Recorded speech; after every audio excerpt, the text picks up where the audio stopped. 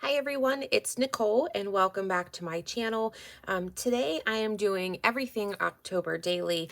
I had recently shown last week on my channel a flip through of my 2021 October daily.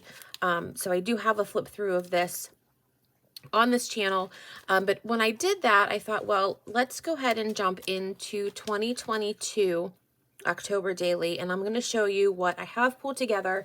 The majority of it is used product from my stash with a couple little things here and there that are new, and walk through what I'm going to be using for my October daily 2022. So like I had mentioned, I went through my entire stash of product and pulled out anything Halloween and fall related. That's kind of how I start to tackle my October daily. And then I also just go right into a Thankful 30 or 30 Days of Gratitude type journal. It follows a very similar process, and then a prompt list for that as well. For my October daily, I will be following a prompt list. I don't have it narrowed down yet as to which one I'm going to use, and I think that I'm going to end up piecing together a couple of different prompt lists. But when I do have it put together, I usually do put them in the front page of my journal so that I have it to look back on as to what I followed, what I referenced, and how I got it and who I got it from.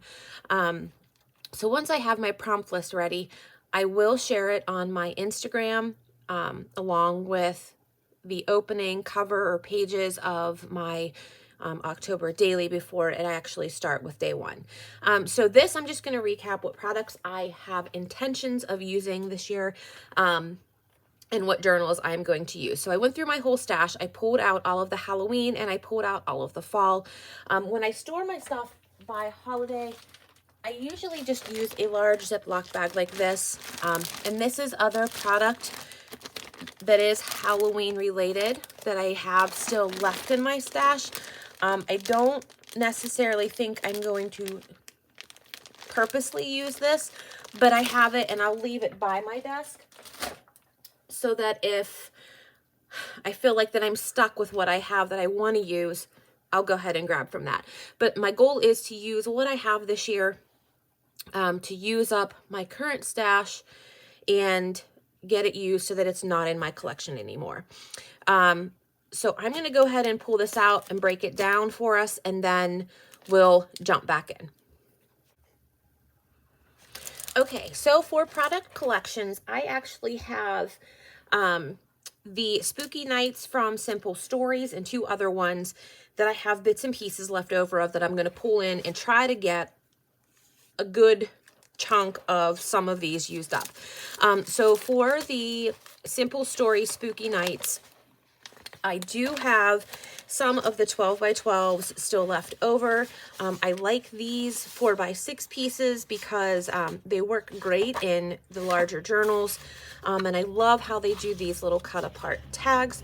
So I have all of this that I'm going to pull in, along with pieces of a 3 by 4 cut apart. And then I also do have some pattern paper left. Some of it is cut into, a lot of it is not. But we're going to include that in. And then what I have left is the embellishments, is almost this whole entire pack, which I probably won't even really use this a whole lot in my journal just because it's the foam stickers and it becomes very bulky. But I do have this, and I don't believe it's from this collection. But I have almost a whole one sheet of this, and this works good in it. I had used this last year in my journal, and I really liked that it gave texture, it gave a little bit of dimension, but it wasn't as dimensional as those.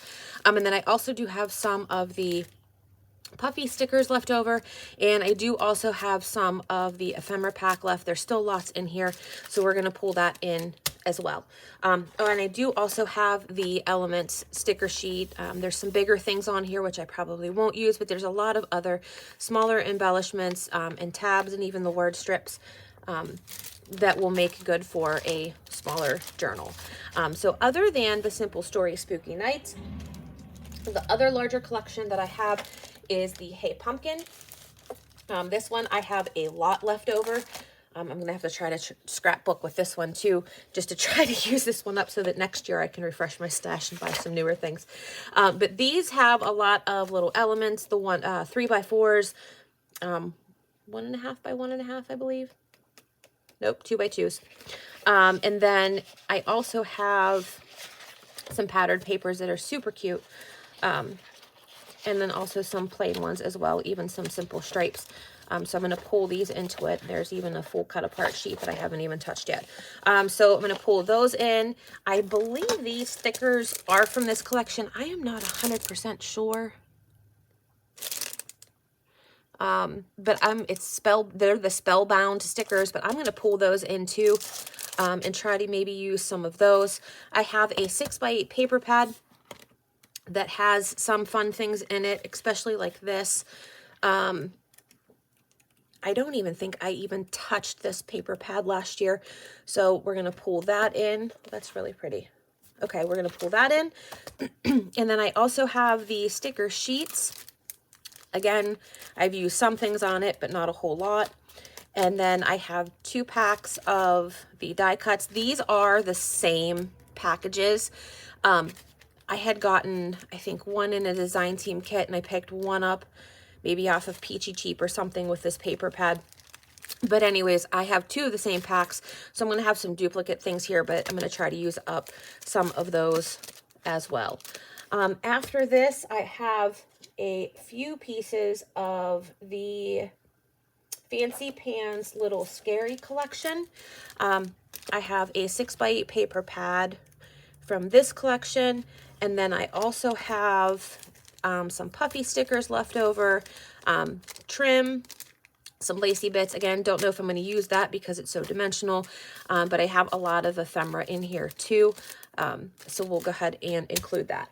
I did have in that bag a piece of acetate with black polka dots.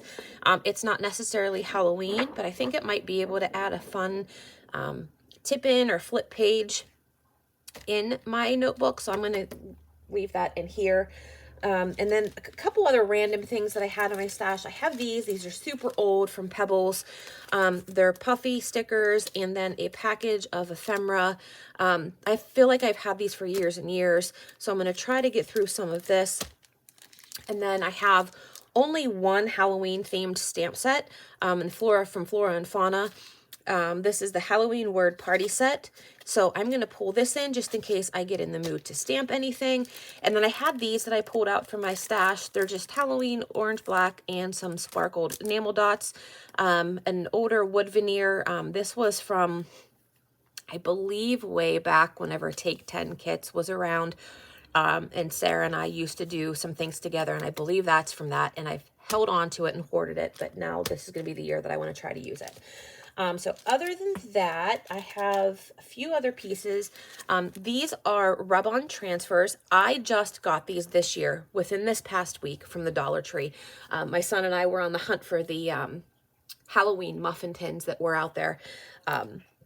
So, and in the process, I found these, and I also found some couple for the fall. So I picked these up and thought that some of these would be really, really cute to add in. So these are rub-on transfers. They do not come with a stick like this or anything. They're just telling you just to rub it basically with your finger, but we'll see how it goes. I've never used these before. I can't reflect on the quality of them, so we'll see. But what the heck, we'll give it a try. So I have those, and then I have a bunch of goodies left from Ellie's Studio from last year. They are this is a thankful chipboard. Here's some Halloween puffy stickers. This was definitely last year. A cardstock sticker from Halloween. I love these alphas. They don't have these ones anymore, I don't believe, but they have a new version that was just released that is the cardstock stickers instead of the puffies, and they have the same concept, the yellow, orange, white. So if you like this look, check out the cardstock alpha stickers that they just released here at the beginning of this past month.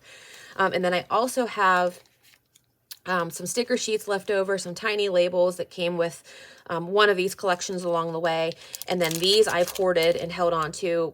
They're little acrylic shapes that are candy and bones pieces, so I'd like to try to get those used too. New this year also, this one is from Colorcast, and this was within the last release. So there is some pink pastel, some teal, black bats, cats. So this I bought this year also to add in. And then a couple other pieces. These are word strips. These are fall ones, but I'm not sure if I'm going to use the fall ones from Pretty Little Studio, but I'm going to put them in there just in case. But I do have this sheet left over from Allie Edwards. And then I picked these up on clearance last year from Studio Calico. These are all Halloween related: Beautiful, Fright Night, Ghost, the Boo Crew, and it's the words change and they're on 3 different colors. So I do have those, and I'm going to try to use up some of those as well. And then lastly is I went through all of my embellishment trays, from my wood veneers to my chipboards to everything really. When I go through kits, I'll put them and filter them in through their own little category. So I went through there and pulled out some things that I wanted to use this year that I had left over. So like I had these from last year or the year before from Colorcast. They're mostly fall related, but I also did have some chipboards. Like this one says More Candy Please. I know that one's from Allie Edwards. This one here is October is a Symphony of Permanence and Change. That was Allie Edwards. But I went through and pulled labels, chipboards, leaves, ready for some cozy. This is October Stories Have My Heart. So these are just kind of like a mishmash of fall and October, but I pulled this out because I really want to use this little container up between my October Daily and my Thankful 30 to get these used up and out of my stash finally. So yeah, so this is going to be sitting out on my desk for the next month or two as well. That is all the specific product that I'm going to use. Now, as far as the journal goes, I really liked how my last year's was set up. I have my October Daily, and then I followed it up with my Thankful 30, and it is super chunky. I am a chunky scrapbooker, and they're all in one little notebook. Now, this clear notebook, I did make myself. I do plan on doing a tutorial on how I did it.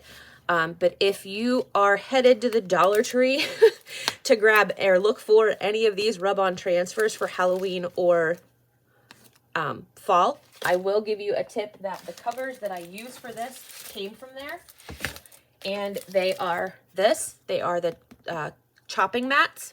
And there is 2 pieces in here. And these are huge. They are 11 by 14. And you get 2 of them, well, for now for $1.25. So I use those and cut them down. They're very easy to cut with a regular paper trimmer. And then I score them and I hole punch and grommet. And then this is some elastic that I just had in my stash. So that is just in a nutshell how I created this, and that's how I intend to create a cover for this year's journal. So I'm going to follow this, but I'm going bigger this year as far as my notebook goes because I felt that I was very crammed some days.